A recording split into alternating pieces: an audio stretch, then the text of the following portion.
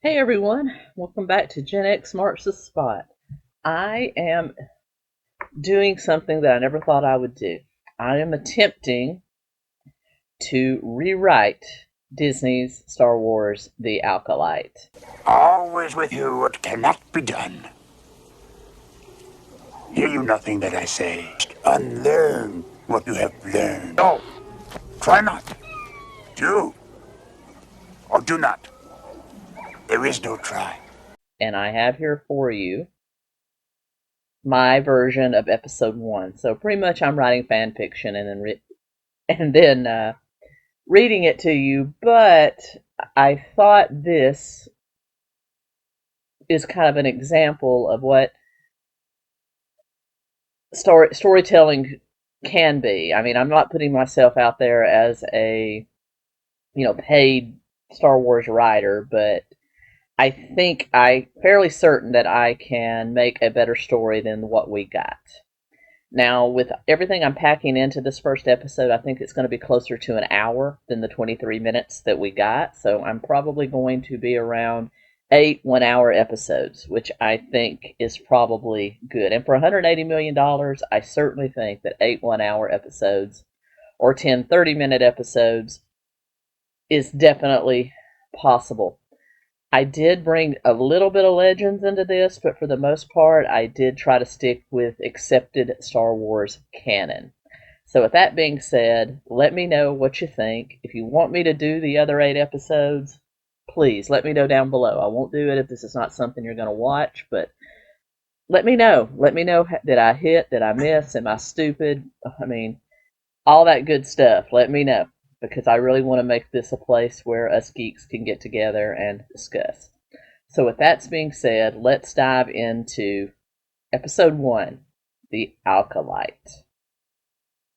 First, we get the famous Star Wars intro, and then we get the definition of Acolyte, at least as it refers to Star Wars, as one of our very first images. Then we flash to Darth Plagueis, also known as 𝗂𝗂𝗃 II, a Mun that is a member of the banking syndicate, and also one of the most powerful Sith Lords ever to live. We see him doing his voodoo, as he does, by manipulating midichlorians to actually create 2 living beings.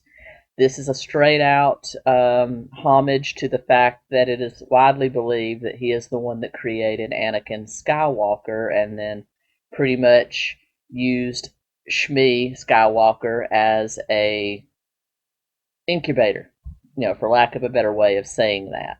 And here he does the same thing. He creates 2 twins, a male and a female, and then gives them to a young woman by the name of Coral and her wife, 𝗙𝗪𝗓. So we're using the same 2 characters from the Witches' Coven, except in this timeline they are not witches, they're just Tatooine free women living on the desert planet that are entrepreneurs, and they suddenly find themselves with a pregnant Coral, just like 𝗕𝗎 would do about 50 years later. So we then fast forward to the birth of the twins, and we see that one of them, the male, according to the 2 mothers, has died. Now we will of course find out that Darth Plagueis only mind-melded them to make them think that the boy had died, and he took the boy, which he named Mao Damask, and left him with his own cousin Fugo Damask and his wife Arla on Megiddo, which is where the Damask family or Darth Plagueis is from. So basically, I like the idea of Mao being kind of a spoiled little rich boy that didn't really have to work for anything for most of his life, turning into a Sith Lord later on. So because of the mind meld, the 2 women think that the boy has died, but they are allowed to raise the girl, who I am calling Corla after her mother, and her last name 𝗪𝗓 after her mother. So we have Corla and 𝗪𝗓, who is raised by 𝗙់and 𝗏𝗀𝗃 on Tatooine. They are free women. They live in one of the major cities in Tatooine, and they own a bar, because you can't have a good Star Wars story without a bar on Tatooine. That's just my opinion. We have a quick montage of the two young twins growing up in their various lifestyles. We have Maul being very, very privileged, going to the best schools that a member of the banking syndicate would have. We also see him meeting Darth Plagueis, and Darth Plagueis kind of twisting his mind and starting to train with another of Darth Plagueis's apprentices. Now, Darth Plagueis is a little arrogant. He thinks that he is immune to the power, to the rule of two, that he can bend the Force to his will. And remember, Siths are all about bending the Force to their will instead of becoming one with the Force, that he can have more than two Sith in existence and be okay. Of course, we know what happens to him later on with 𝗙𝗵𝗵𝗁. But for now, he thinks he is good to go with having more than two Sith and more than two apprentices. So we see young Maul start to train with the Stranger. So we're using some of the characters, of course, from the existing Acolyte, and we see these two boys who are very close in age start to train together under Darth Plagueis and become Sith Acolytes or Sith apprentices. Meanwhile, on Tatooine, his sister, 𝗏𝗀𝗃, is working with her moms at their bar, unaware of what she is or with the powers that she has. We do see some flashes of things moving, kind of like a Carrie situation where she knows she's a little different but doesn't quite understand it. So we see her occasionally moving something, getting angry and having things shake, being able to be very in tune with the feelings of those around her. We see some little tidbits of her being Force sensitive. But we also see Darth Plagueis watching her, lurking about. We see that he has a master plan forming, and so this young girl will be part of it. Now we flash back from a young, now mid-teenage 𝗏𝗀𝗃, who's working happily with her moms, to now a mid-teenage Maul, who is now ready to face the Sith trials along with the Stranger. And we don't know a whole lot about the Stranger yet. I haven't decided whether I'm going to do any kind of backstory on him or whether he's just kind of here. You know, an orphan boy that was found by Darth Plagueis, whatever. So we see Darth Plagueis tell them that to pass their Sith trials, they must kill 2 Jedi. There are no stipulations put on this, because why the heck wouldn't you allow them to use weapons? Remember, in the actual Acolyte, they were told they could not use weapons. May was told she could not use weapons, but she did. She used poison. She used a butter knife. So all of that's kind of bunkus anyway. So here we're just going to let them use weapons because Sith aren't stupid. So then we fast forward to Tatooine, where 𝗙់and 𝗏𝗀𝗃 are working in their bar. There is a whole lot of excitement today because there is a Republic delegation in the bar. We see a table of obviously wealthy patrons. We have Jedi Master Indara, also portrayed by Carrie-Anne Moss. We see a Wookiee Jedi Master 𝗏𝗀𝗃. We also see 2 new characters that I have brought into this. We see 𝗟𝗷 Organa, who would be an ancestor of Bail Organa and by adoption Princess Leia, and Mila Pantir. Now, if you know anything about Alderaanian canon, the royal family of Alderaan is chosen by the other noble families. It's kind of like a Westeros in that regard. So the Pantirs are another royal family, but basically right now the Organas are the official royal family of Alderaan, but they are also senators in the Republic delegation. So they are there with the Jedi. They have been meeting with the Hutts to try to get their cooperation in enforcing the anti-slavery laws that don't exist in the outer realm, and their negotiations have not been going well. So we see that these Jedi are not evil; they're fallible, and so they have given in to baser instincts as any human would, and they are drinking their cares away while discussing what has been very, very failed negotiations with the Hutts. In the midst of all the ruckus, while 𝗂𝗀 is serving them drinks, you suddenly see 𝗲𝗂 kind of, her conversation kind of trail off. She kind of acts as though she's in pain. She grabs her neck, and you see her kind of go into like almost a paralysis, and she falls off her chair. Immediately, everyone at the table stands up. You see 𝗓𝗏 Organa kneel down to help her. You also see 𝗂𝗀 drop what she was doing and go to assist them as well. The two Jedi are looking around, seeing where it came from, and they notice a masked figure, a hooded figure, then suddenly attacks Master Kalanka with a lightsaber, a Sith-colored lightsaber, and a lightsaber battle ensues. Indara is looking around before she goes to help Kalanka, and she comlinks into the temple that they have a Force user, but with unknown origin, in the bar attacking them right now. But before she can go and help the Wookiee, another taller masked figure suddenly attacks her and other bar patrons. She protects the bar patrons with the Force, and then turns to face this other figure, also with a lightsaber. An epic lightsaber duel ensues, with two Sith acolytes fighting two Jedi Masters. Everybody in the bar is hovering. You have a dying Alderaanian royal and senator, and then you have just chaos going on with the two masked figures doing everything they can to throw the Jedi off their game. They're hurling things with the Force at other people in the bar, so you have these two Jedi Masters not only having to fight them, but you also have them using their Force powers to protect everyone in the bar that they're trying to attack. So this is everything you would expect from a Jedi and a Sith, because this is Star Wars. There's a formula.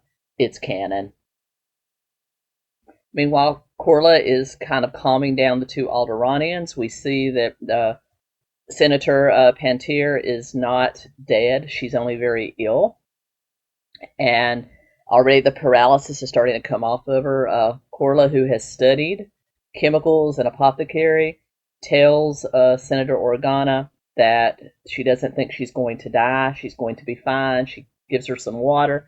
She's right there, just a good-hearted person, while also hovering under the table to avoid. She's also looking around, very, very nervous about what's going on, wondering how she can help. And then she hears a scream. It's her mom, 𝗂𝗀. She looks over towards the bar, and there she sees her mother's limp body collapse to the floor, along with the body of Jedi Master Kelnaka, the Wookiee. And we see standing over them the shorter of the two robed figures. Her mother has just become collateral damage in their fight. Of course, 𝗂𝗀 is very, very upset. She doesn't know who killed her mom, how her mom got killed. We don't see what happened. Later on, I will show you that Kelnaka was trying to protect her mother because Maul, this hooded figure is Maul, actually caught 𝗂𝗀 in a Force choke and was trying to kill her to distract the Wookiee Jedi. He ran over to help, and he lost control. He got emotional, and in that, trying to help this young woman, and in that, the Maul killed both of them. So we don't see that, so you have 𝗂𝗀 wondering who killed her mother, why her mother was killed, so she doesn't know whether to blame the hooded figure or the Jedi, but she knows she's angry. And rage bursts into her eyes. Her brown eyes almost turn yellow. Almost. You see a flicker of yellow, but not full. But things around her begin to shake. The two Alderaanians are looking in fear. You see everything start to shake around her. Plates, tables. There's even another person, another Tatooinian citizen that is thrown against the wall by the power of the Force. Her emotions are getting the best of her, and most importantly, you see 𝗏𝗏𝗀's lightsaber begin to shake. This, of course, gets the attention of the hooded figure as he was reaching for the lightsaber, and all of a sudden the lightsaber flies across the bar into 𝗏𝗏𝗀's hand. She runs across the bar and very sloppily attacks the hooded figure. And a not so great lightsaber battle ensues because the Sith obviously has the advantage over the untrained 𝗏𝗏. However, we see 𝗟𝗏 Organa trying to help this young girl that has just helped him and his friend.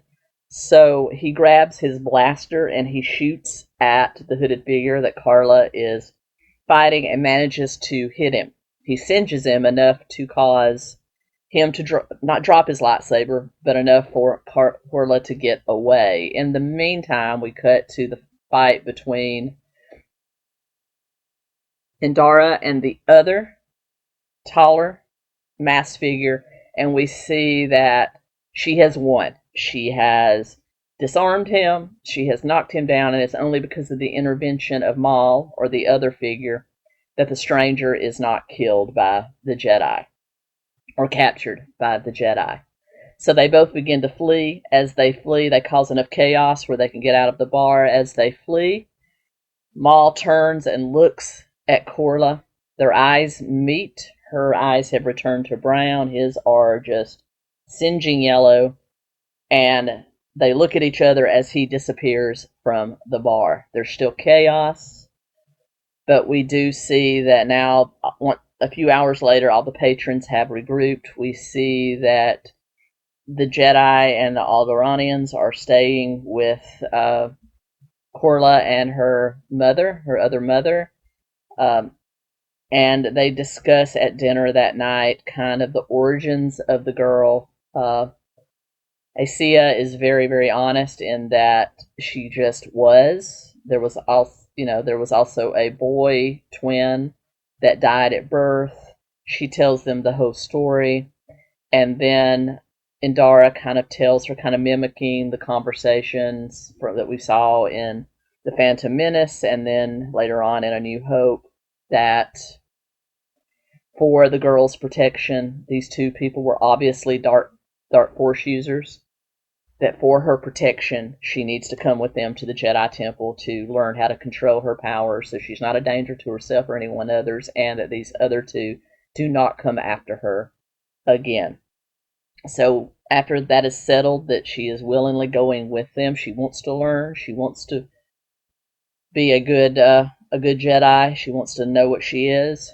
We see Indarra outside talking to Master Yoda, and tells Master Yoda that she is returning with the two senators, the body of 𝗏𝗏𝗀 and this young child, whose metachlorians are also off the charts, and is definitely a Force user. She also has a complete report on the two other dark figures.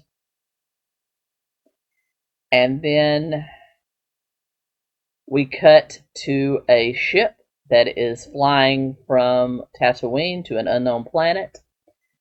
We see that Maul and the stranger are arguing. They are on the communications with Darth Plagueis. There's a huge argument. Basically, the stranger is blaming Maul for him not completing his trial. He said that all of the chaos that he created with the other young girl and everything distracted him, and that is the reason that he was not able to finish killing Indarra. He also says that him interfering caused him great strife, and he blames him for not, even though Maul saved his life, he's blaming Maul for him not completing his Sith trial. Of course, Plagueis, being a true Sith, compliments Maul while also chastising the stranger, telling him that if he does not kill a Jedi before their return home, that he has no use for him. And of course, this makes the stranger break out into a rage and kind of storm off. After he stormed off, 𝗏 tells him about the Force-sensitive girl. 𝗏𝗏 kind of smiles and then says perhaps she is the replacement for your otherwise useless Sith brother. And then 𝗏𝗏 kind of smiles, and we see him kind of look inwardly a little bit, and we get the understanding that his plan is coming together. Then we cut to credits. Well, that's it, everyone. That is my episode 1. I think once all this action, it would be very close to an hour. So with that being said, I'm going to leave it here. Let me know what you think. And if you want me to do episodes 2 through 8, I'm happy to do them. Just let me know down below. And until next time, Gen X, march the spot.